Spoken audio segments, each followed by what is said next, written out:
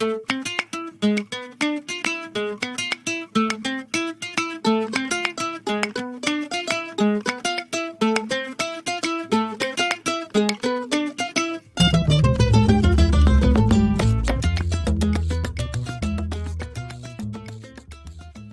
mon pompon. Je t'avais annoncé ce spécial Monkey D. Luffy versus Peter Pan il y a longtemps lors de l'épisode 3 de ce podcast consacré au Capitaine Crochet. Je t'encourage vivement à aller l'écouter car il y a quelques clés de compréhension sur Neverland, l'injustice des rôles impartis à chacun et ma détestation personnelle pour Peter sur lesquels je ne reviendrai pas ou peu dans cet épisode-ci. En plus, le son est pas super, ok, mais je l'aime bien, cet épisode 3 qui n'a pas eu autant d'écoute que d'autres. Bon, je dis ça comme ça, hop, voilà. Or donc, en travaillant sur le Capitaine Crochet, j'en suis venue à réfléchir sur la notion qu'on associe souvent à son ennemi juré, l'idée de l'enfance éternelle. Le syndrome de Peter Pan est même un terme entré dans la nomenclature psychanalytique pour désigner l'angoisse de devenir adulte, le refus de grandir. Il semblerait donc plutôt évident de voir en ce personnage une illustration toute trouvée à l'exercice de sophronisation du jour, l'enfant intérieur. Alors oui, ce serait une riche idée, en effet, si on cherchait à illustrer l'idée reçue que l'on trouve souvent sur ce concept d'enfant intérieur. J'y reviendrai en fin d'épisode, mais il ne s'agit pas de poser un regard naïf et, diront les trois écrits du fond, un brin teubé sur le monde en battant des mains tel un piou-piou ravié de la crèche, et il s'agit encore moins de refuser de grandir.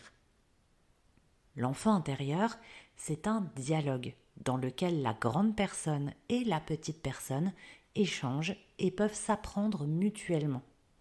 Sans m'étendre davantage pour le moment, c'est exactement ce pourquoi je vois en Luffy une vraie belle proposition d'exemple de ce principe. Comme d'habitude, je disclaime tout de suite, non, je n'ai pas lu One Piece. Ne me tapez pas, ça sert à rien, vous allez vous fatiguer pour des clous. J'ai donc construit cet épisode sous la supervision de mon maître Nadjar en la matière, en la personne de Kachi ici présente. Oh bah moi si c'est pour t'envoyer des fions quand tu te plaintes, je réponds évidemment présente. Eh ben merci Kachi, je crois. Alors, en revanche, j'ai quand même suivi l'anime. Pas très assidûment non plus, j'avoue. Bon, écoutez, il y a 10 minutes de résumé, puis 5 de générique, et à la fin, 10 de preview du prochain épisode, puis re-générique. Ça nous laisse 10 minutes d'épisode, j'ai pas la patience. Mais je suis en pointillé, je m'y replonge régulièrement. Il y a des persos que j'aime beaucoup, Nico Robin, Sanji, Chopper et sa mignonnerie intergalactique, Chiffon. Et n'oubliez pas Carotte, Capitaine Sofro, elle est très forte. Ah bah évidemment, tu l'aimes bien toi Carotte, mon pompon, hein. Mais je te l'accorde, j'avoue que les minks me touchent toujours beaucoup en général. J'aurais pu en faire un épisode sur l'exercice de la réponse de l'animal, tiens, maintenant que j'y pense. Bon, toujours est-il que suis-je une spécialiste de One Piece? Nope. Vais-je pour autant en parler? Oui. Et je vais essayer de le faire avec le maximum de respect parce que Luffy, je l'aime beaucoup et je compte bien sur lui pour mettre la pâtée à ce petit marin d'eau douce de Peter Pan. Et pour celles et ceux qui sont encore plus noobs que moi, pas de panique, je vais tenter de mettre vite fait du contexte pour que tout le monde puisse suivre la baston. Le cadre étant posé, c'est parti pour 3 rounds avant le chaos. J'ouvre l'octogone.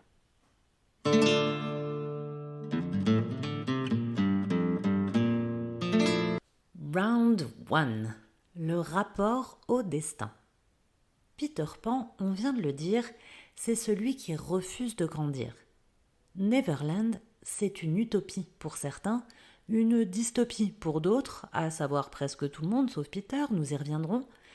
C'est écrit dans le nom, étymologiquement. Utopie ou topos, le lieu qui n'existe pas. Never, jamais, land, le pays, un monde impossible et immuable. Littéralement, ce lieu créé par la folie de Peter fige le temps. C'est une boucle sans fin, dans laquelle Crochet se retrouve lui aussi bloqué. J'avais expliqué l'absence de quête du capitaine dans son épisode, puisque rien n'arrive plus jamais à Neverland. Or, Un héros sans quête, ça n'existe pas. Et non, enlever de nouveaux enfants pour avoir l'impression de vivre de nouvelles choses, ça ne compte pas comme une quête. Non, désolé. C'est une des répétitions de la boucle, ce n'est pas un objectif. Peter n'a pas de finalité en tête. Étonnant pour quelqu'un qui refuse de mourir. Mais les parcs ne déroulent pas seulement le fil du temps jusqu'à la mort. Elles tissent une destinée. C'est à cela que Pan renonce. Il incarne l'inertie absolue et n'écrit son histoire que dans ses rêves et dans les livres d'enfants au lieu de s'en saisir et de prendre le risque d'accomplir son avenir. Histoire de faire semblant que des choses peuvent lui arriver, il se joue d'un pirate en le combattant encore et encore. Très bien. Tu veux du pirate, mon garçon ? Tu vas en avoir. Voici l'entrée sur le ring de notre deuxième challenger, Monkey D. Luffy. Capitaine de son propre vaisseau et d'un équipage aussi puissant qu'hétéroclite, nous y reviendrons, Luffy a bouffé un fruit du dragon. Eh ben ça commence bien, banane que tu es. C'est un fruit du démon, bonne mère. Le fruit du dragon, c'est un vrai fruit peu cher. Oh, c'est de honte. Eh ben heureusement que tu chapotes. De paillotes, tu as compris ? Bon, pas d'humeur à la rigoulade aujourd'hui visiblement. Oh non mais là, Captain Sofro, même moi je suis gênée. Ok, donc le môme a bouffé un fruit du démon, c'est un bazar ultra rare qui donne des pouvoirs, et lui il est devenu tout caoutchouc. Oh là là, c'est dur à expliquer en vrai. Bon, en gros, il est fort de ouf, il peut étirer tout son corps à l'envi, et surtout, cela lui offre une liberté absolue dans le combat. Lui ne répète rien, il invente. Il improvise de nouvelles utilisations de son pouvoir, qu'il invoque de son fameux Gomu Gomu no. Il ne pratique pas un art martial établi. Tout est chaotique, imprévisible, parfois même dangereux pour lui-même. Mais à l'image de son corps, tout n'est que souplesse et évolution. Notez qu'évoluer, c'est le principe du shonen quand même. Luffy, c'est un enfant dans son espièglerie, son apparente inconséquence à tout tenter, s'enfiler. Mais c'est un enfant qui apprend et qui grandit. On ne peut que remarquer d'ailleurs la différence de graphisme entre le Luffy au repos, entre guillemets, en train de manger ou de dormir avec passion, car c'est une bonne nature, et le Luffy qui doit mener un combat. Le premier est très juvénile, le visage est rond et rempli de sourires, la silhouette est douce. Le second est plus émacié, les muscles plus saillants, une ombre légère sur le regard. C'est le croquis d'un homme adulte. Il est autant l'un que l'autre, car il met toute son énergie à poursuivre son rêve. Il est porté par une certitude absolue, viscérale, qu'il scande depuis le tout premier épisode, avant même d'avoir acquis la moindre renommée. Il sera le nouveau roi des pirates. Contrairement à Peter, voilà un personnage qui dédie sa vie de jeune adulte à donner un accomplissement à son rêve d'enfant.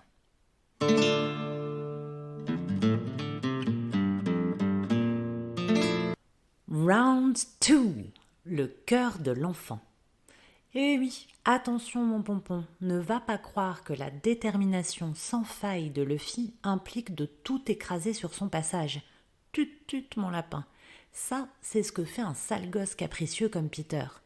Ouin, je déteste les adultes et je veux pas en devenir un. Alors je vais vouloir plein d'enfants mais pas m'en occuper correctement, être un gros raciste avec Lily la tigresse et son peuple, être un gros PN avec Clochette, faire de Wendy l'élu de mon cœur ma boniche et prouver ma virilité en faisant la bagarre.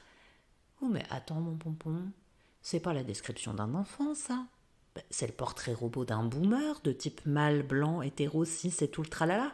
Oh ben ça. Ben alors Peter, il semblerait que pour ce qui est du projet de rester un enfant, on soit un gros loser. La seule chose qu'il ait su garder, c'est la cruauté.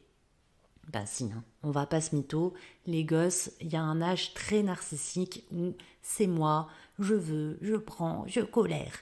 C'est normal, Mais si tu as déjà vu une pauvre mère avec le mal de dos évident inscrit sur le visage se faire tirer le bras par un monstre hurlant qui n'est pas capable de voir qu'il est à 2 doigts de la faire tomber dans les pommes, tu vois très bien de quoi je parle. C'est pas de sa faute, mais l'empathie, c'est pas prévu pour maintenant dans son développement visiblement. Alors là, ok, c'est check pour Peter. Alors que Luffy, c'est tout le contraire.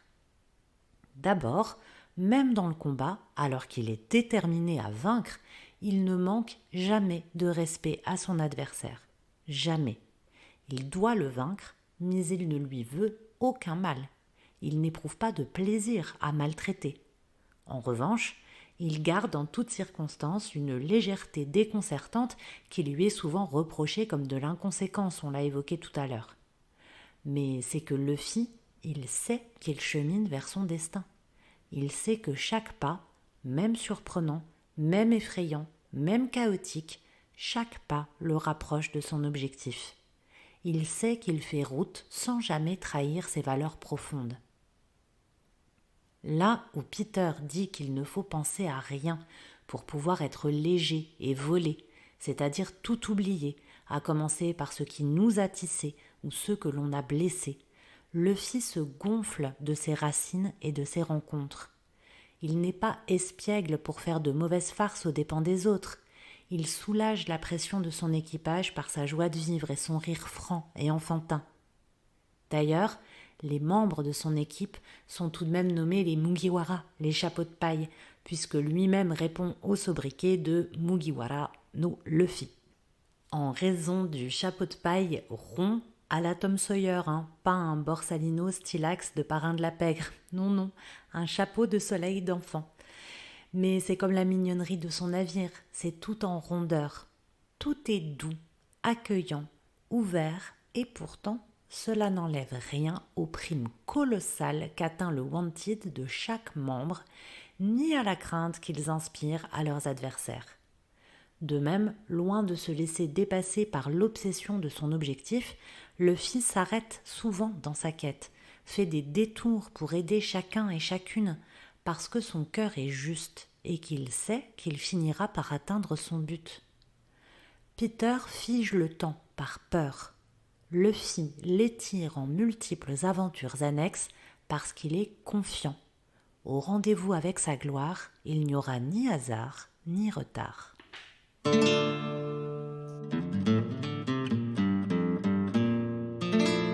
Round 3.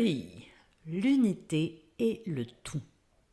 Justement, c'est bien cette capacité à tendre la main à l'autre qui fait de Luffy un héros complet et accompli. Revenons un peu à la base.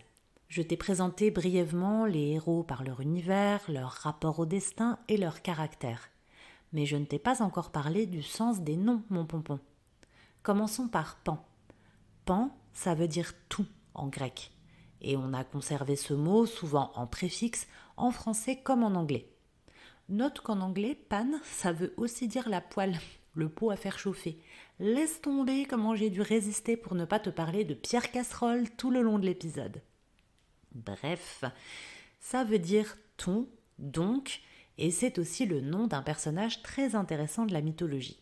Le dieu Pan, souvent confondu avec les satyres, est un être mi-homme, mi-chèvre, qui représente à la fois la légèreté, l'insouciance, à l'image de la flûte du même nom qu'il a fabriquée, et la brutalité, la pulsion à l'état sauvage, à l'image de la flûte du même nom qu'il a fabriquée, à partir du roseau en lequel une nymphe s'était métamorphosée pour échapper à ses assauts.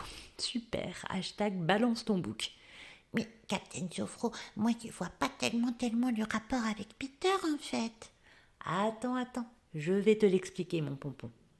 Cette divinité a donné naissance à bien des figures au fil des âges et des cultures, comme le joueur de flûte qui attire et annonce le chaos, ou encore la représentation la plus communément répandue du diable.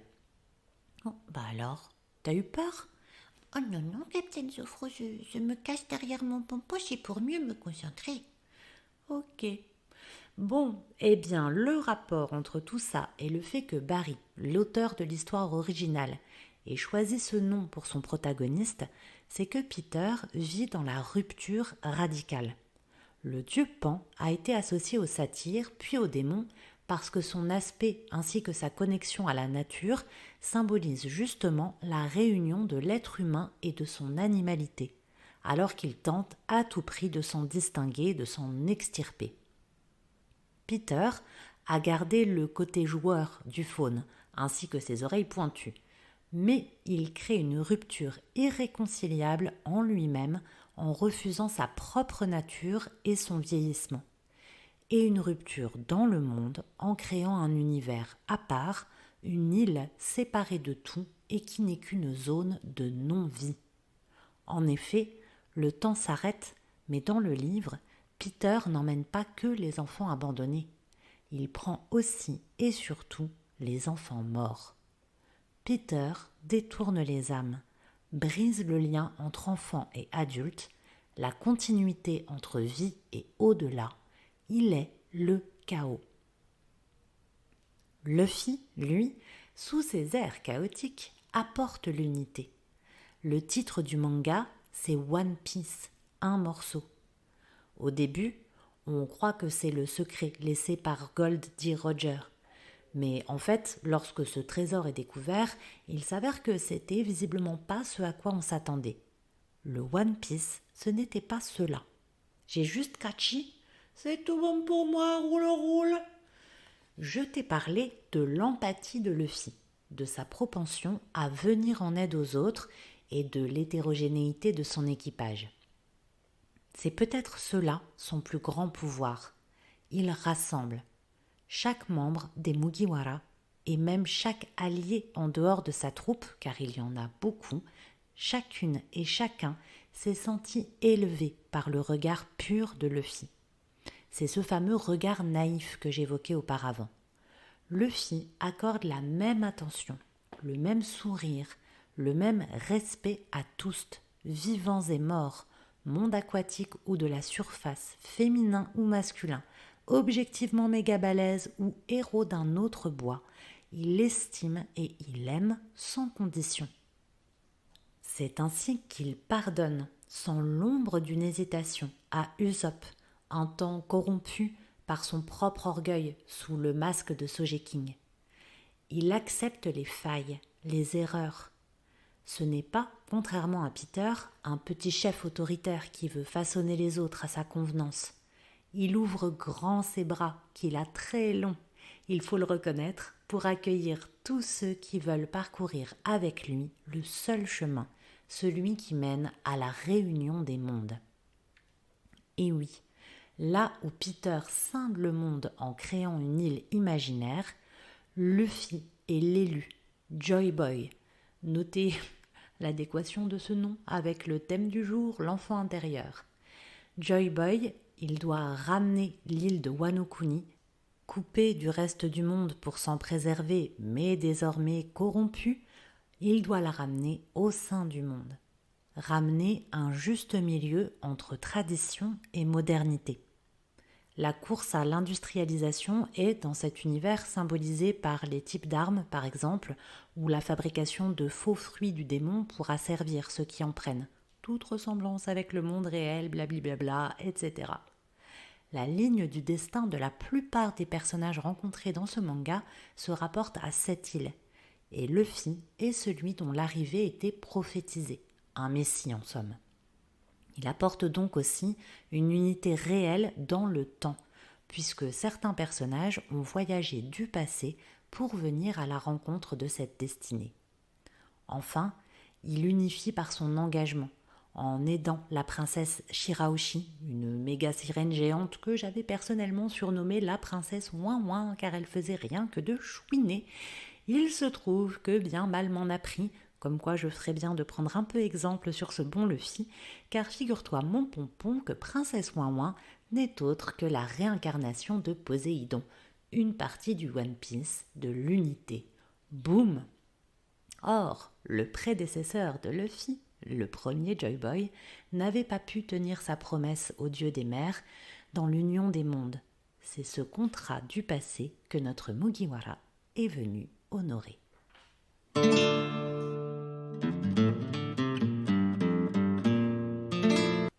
L'enfant intérieur, ce n'est pas rester kéblo à tout jamais. Ce n'est pas non plus se trahir. C'est un dialogue, une ouverture, un contrat du passé que l'on honore. Il me semble que Peter Pan est vaincu par chaos, non ? Oh ben ça, c'est rien de le dire, bonne mère, je suis bien contente. Eh bien, je suis ravie de t'avoir fait plaisir, Catchy. Alors, revenons un petit peu sur la sophronisation du jour et sur l'enfant intérieur. L'intention de cette sophronisation, c'est de permettre à chacun de prendre conscience de sa capacité à se reconnaître avec des aptitudes particulières. C'est la première intention basique de cet exercice. Bien sûr, comme je te l'ai déjà expliqué, on peut moduler et donner d'autres intentions ajustées exactement aux besoins et à l'objectif de chaque sophronisé, donc chaque personne qui vient nous voir, bien évidemment. Néanmoins, je trouve que l'intention de départ est quand même assez parlante puisqu'il s'agit bien de se reconnaître dans ses aptitudes. Il ne s'agit pas de cette idée un petit peu répandue de joie permanente, de naïveté, etc. Il peut s'agir de cela. Il n'y a rien de mal à poser un regard ouvert et bienveillant sur le monde. Bien au contraire, on l'a prouvé, je crois, avec Luffy. Mais c'est pas de ça exactement qu'il est question dans l'enfant intérieur. Dans cette sophronisation, on va proposer une visualisation où la personne adulte va avoir une rencontre avec l'enfant qu'il était. Pendant cette rencontre va se jouer un dialogue. Un dialogue, c'est pas un monologue. Ça veut bien dire que l'enfant vient délivrer un message, l'adulte vient délivrer un message.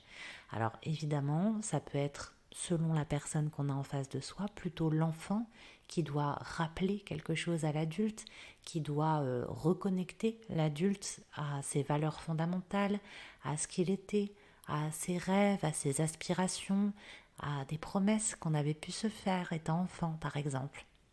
Mais ça peut aussi être l'adulte qui a davantage de choses à dire à l'enfant, qui vient peut-être le rassurer sur son avenir, lui montrer le chemin parcouru, peut-être aussi le consoler dans le cas d'une enfance difficile et lui montrer que l'avenir sera plus serein, plus lumineux.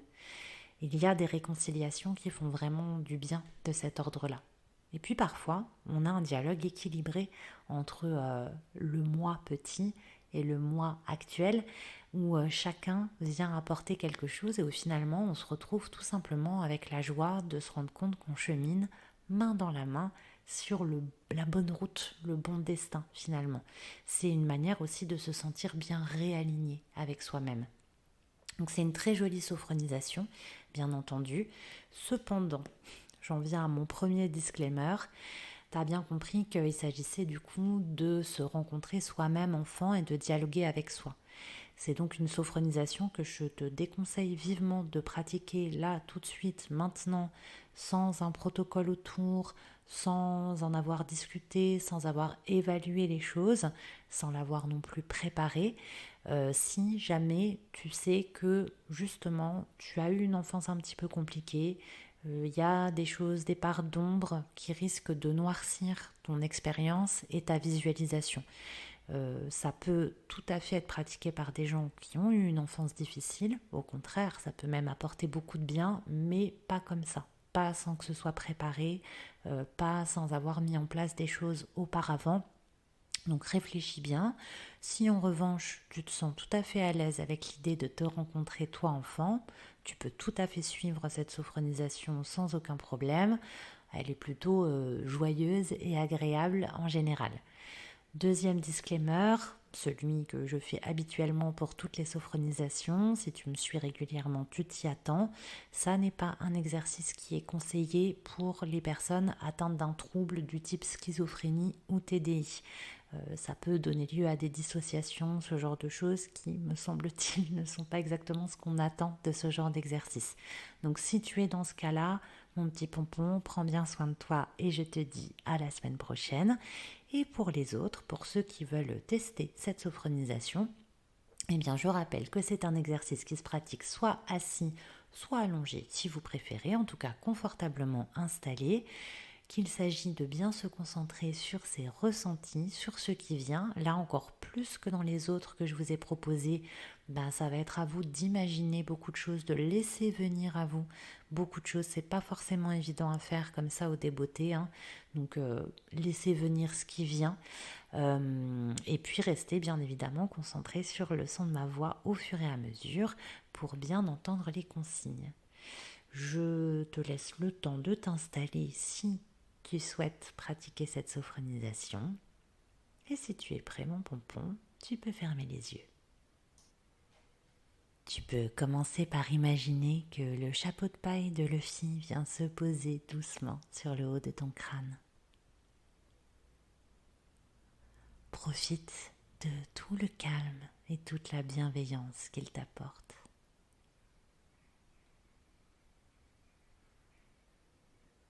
Sous son effet, laisse ton cuir chevelu s'étirer, se délasser.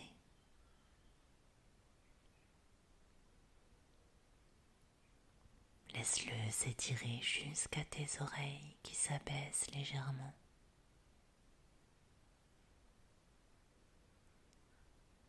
Laisse ton front se lisser comme une mer lisse, calme.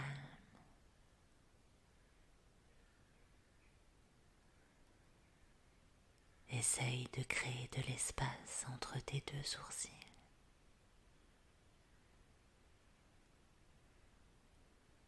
Laisse tes paupières et tes yeux se reposer.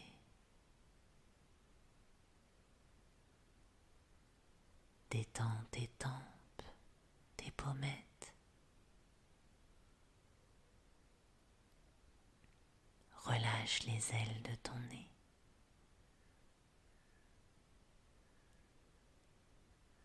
Porte toute ton attention sur ta respiration. Apprécie l'air frais à chaque inspiration et la chaleur de cet air à chaque expiration.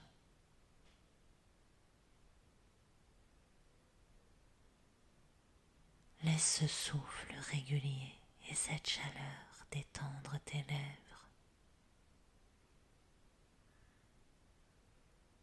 Décontracte complètement tes mâchoires.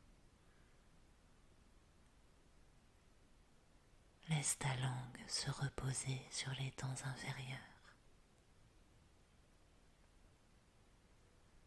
Sens-toi libre de déglutir normalement à tout instant.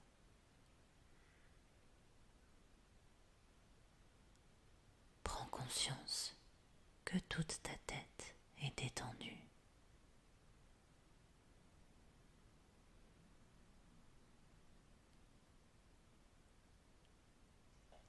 Laisse maintenant cette détente parcourir ta nuque.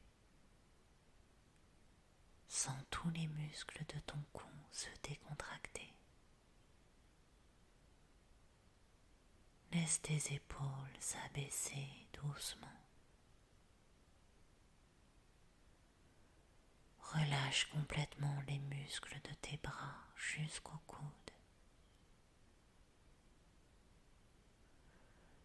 Sens tes avant-bras s'étirer comme les bras de Luffy jusqu'au poignet. Relâche complètement les muscles des mains, le dessus, la paume et chacun de tes doigts. Prends conscience que tes membres supérieurs sont relâchés.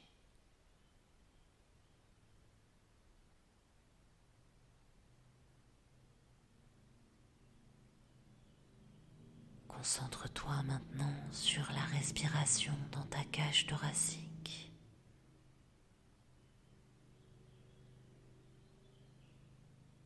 Écoute ce souffle régulier, gonfler et abaisser tes côtes.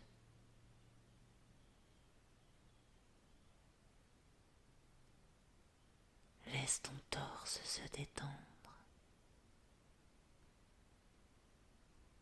Laisse ton ventre se dénouer complètement.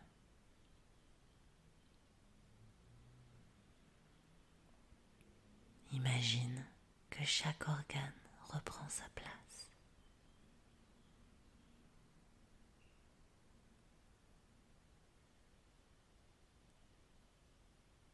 Tente maintenant de créer de l'espace entre tes deux omoplates. Laisse ton dos s'étirer, s'arrondir. Sens tous tes muscles devenir souples comme du caoutchouc.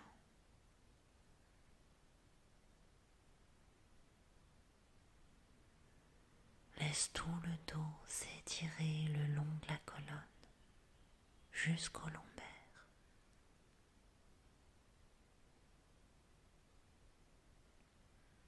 Relâche complètement ton bassin, tes fessiers.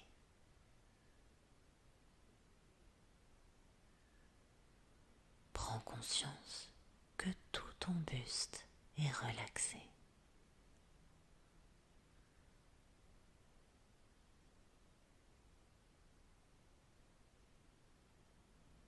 Laisse maintenant s'étirer doucement les muscles de tes cuisses jusqu'aux genoux.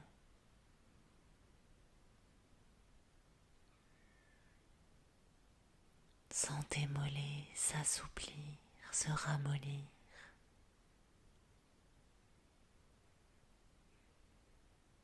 Laisse la détente glisser le long des tibias jusqu'aux chevilles.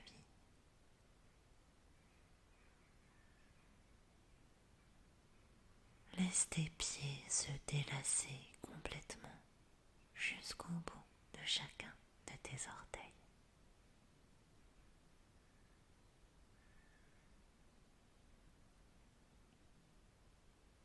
Prends conscience que tes jambes sont tout à fait relâchées.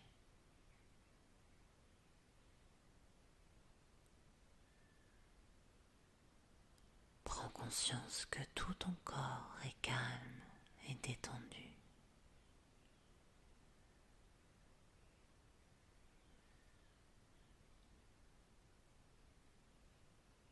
Visualise maintenant plusieurs images de toi, enfant. Laisse-les défiler comme dans un album photo.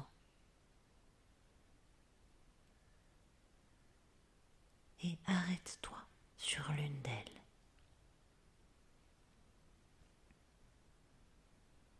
Observe ton apparence, tes vêtements. Distingue ton visage et l'expression de ton visage.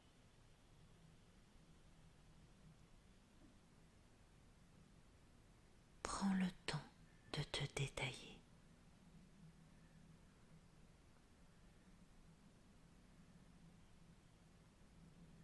Imagine maintenant que cet enfant peut s'animer.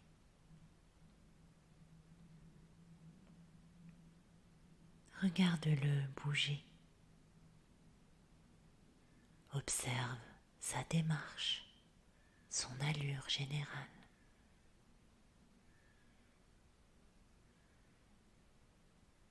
Porte attention à sa voix. Écoute ses rires.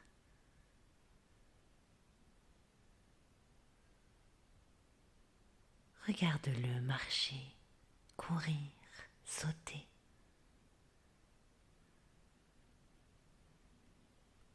Prends le temps de l'observer en train d'agir.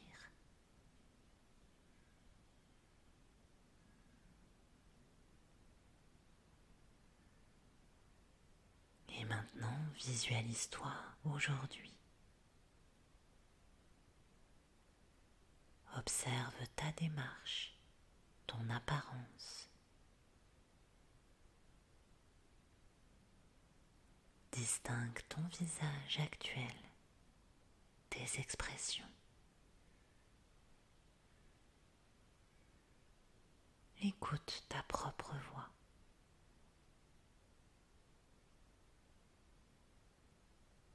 Sens ton propre parfum.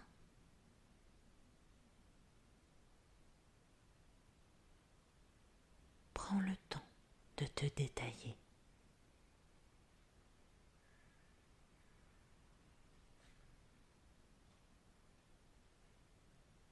Je te propose maintenant de te projeter dans un lieu agréable à tes yeux.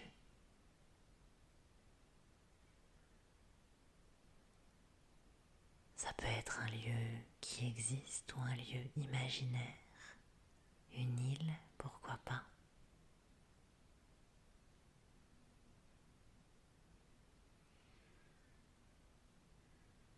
Prends le temps d'observer ce qui t'entoure dans ce lieu, de t'immerger dans cette atmosphère.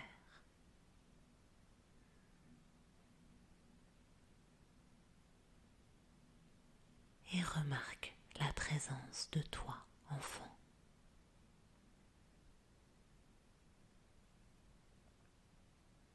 Observe l'enfant jouer, s'amuser.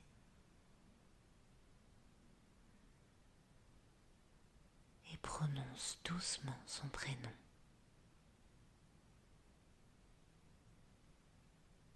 Invite-le à te rejoindre.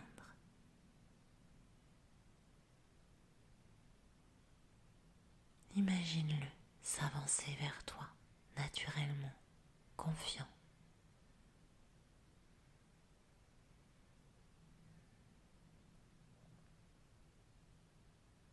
Prends délicatement sa main.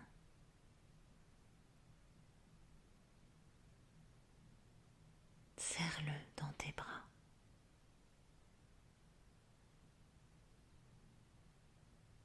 Savoure pleinement cette rencontre, cette union de toi à toi-même.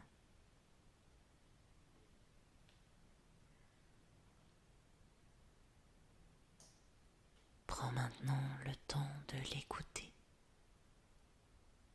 Écoute ses rêves, ses envies.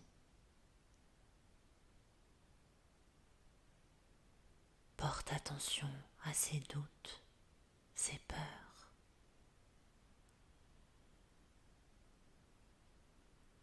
Rassure-le sur ses capacités, son avenir.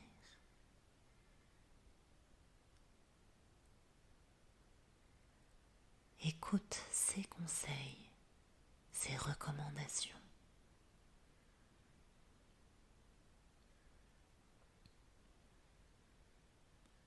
Accueille les compliments qu'il te fait, sa reconnaissance.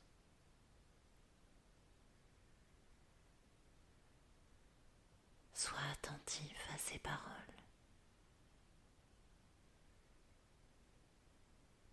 Prends conscience de la richesse de vos retrouvailles.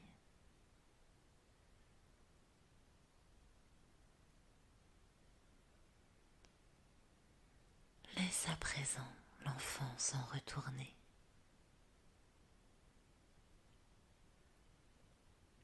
Regarde-le s'éloigner.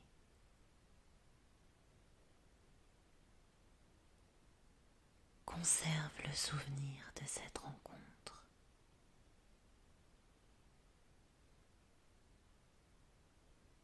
Laisse son message résonner en toi.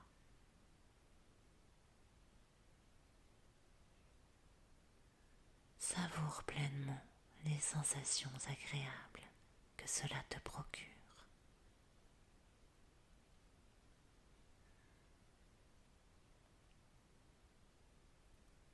Intègre ces sensations.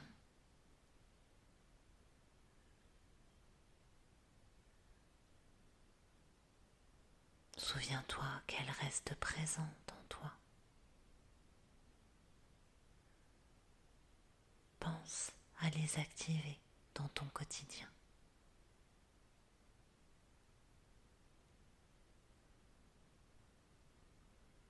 Tu peux reprendre contact avec les points d'appui de ton corps, les pieds au sol, les fesses sur la chaise, le dos contre le dossier. Reprends conscience des bruits qui t'entourent en dehors de la pièce où tu te trouves. Prends une grande inspiration pour te dynamiser et souffle profondément par la bouche. Remue doucement tes pieds, tes mains, tes épaules, ton cou. Étire-toi si tu en as envie, bâille si tu en as besoin. Et quand tu seras prêt, tu pourras ouvrir les yeux. L'exercice est terminé. J'espère que cet épisode t'a plu et je te dis comme d'habitude à lundi prochain et d'ici là n'oublie pas, respire, baisse tes épaules et relève le menton mon petit pompon.